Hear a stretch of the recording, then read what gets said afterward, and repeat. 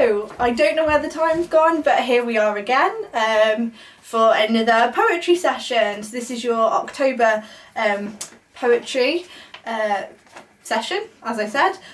Thank you again to Positive Images Festival who fund these workshops, and it would be wonderful if you would subscribe to the channel because that helps get more people seeing the video, so that would be great. Thank you to those of you who commented on the last videos or who sent me your poems. That's really great.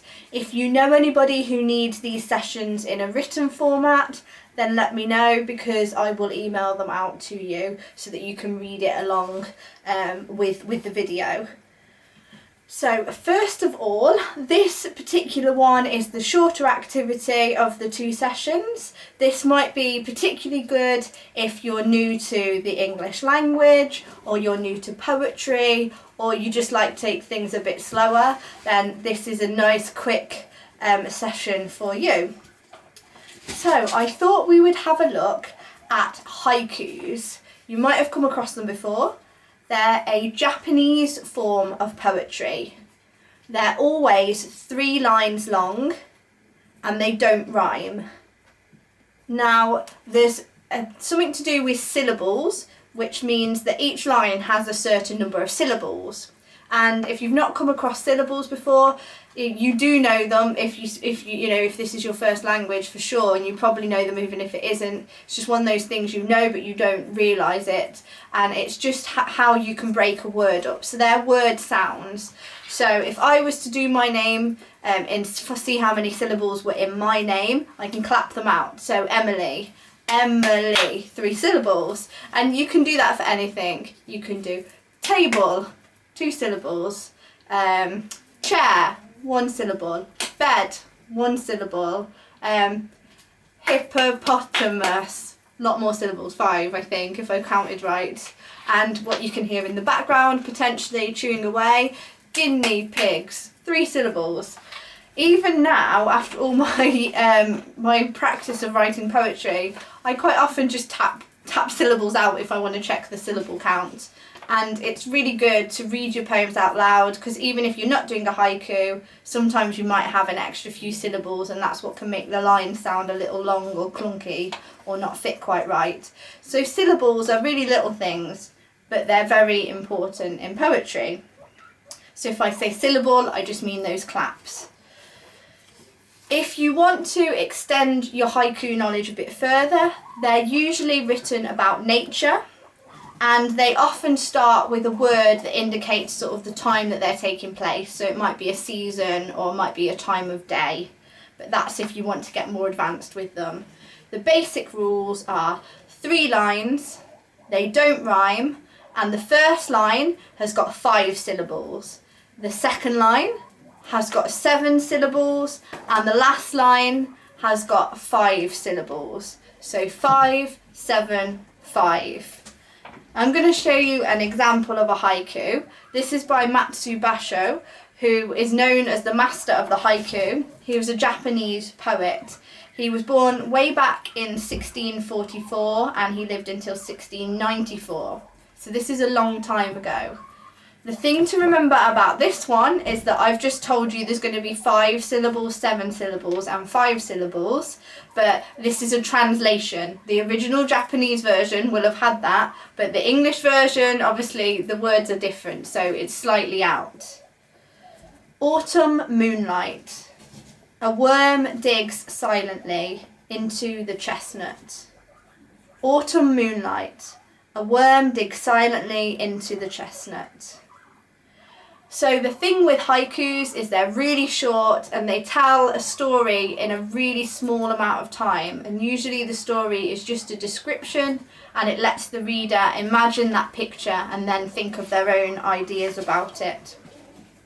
Another brilliant poet who did some haikus was Etheridge Knight, and Etheridge Knight was born in 1931 and lived until 1991.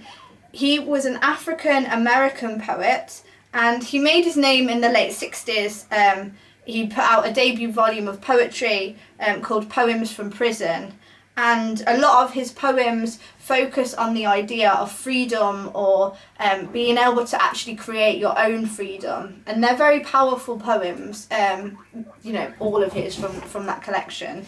And this sort of fits into that theme. Eastern Guard Tower, glints in sunset. Convicts rest like lizards on rocks. So it's taking place, as you know, in a prison, because we've got the convicts, but I love that image of them resting like lizards on rocks. So he's taken the idea that these prisoners are trapped, but in their own mind they're like lizards, so they're free and the outside world belongs to them. So it's a really nice, powerful one.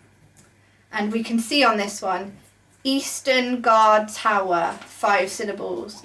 Glints in sunset. Convicts rest, 7.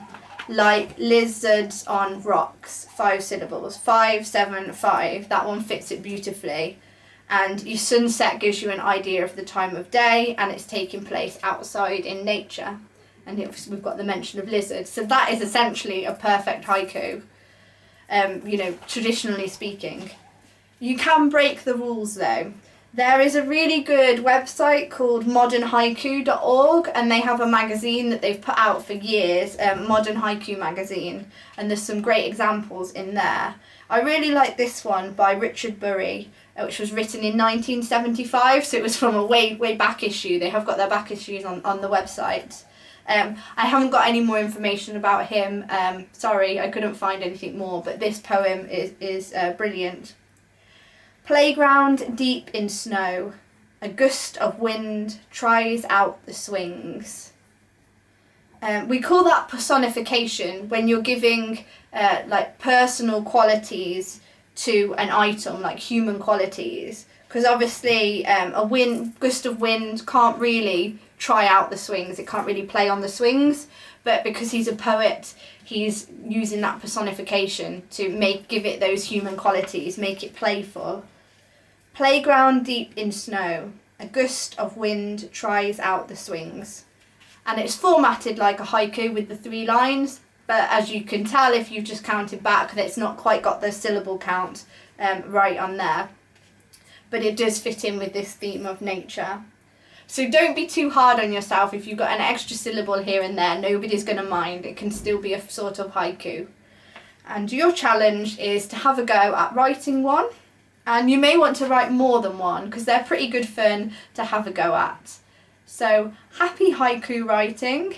And if you want to leave any examples of your haikus in the comments, because they would fit really nicely, then just comment under this video and it would be really lovely to see them. If you're just staying for this short activity, then I will see you next month. But if you want to have a go at checking out the longer video, which goes up every month as well, then I will see you in that one. Okay, happy writing!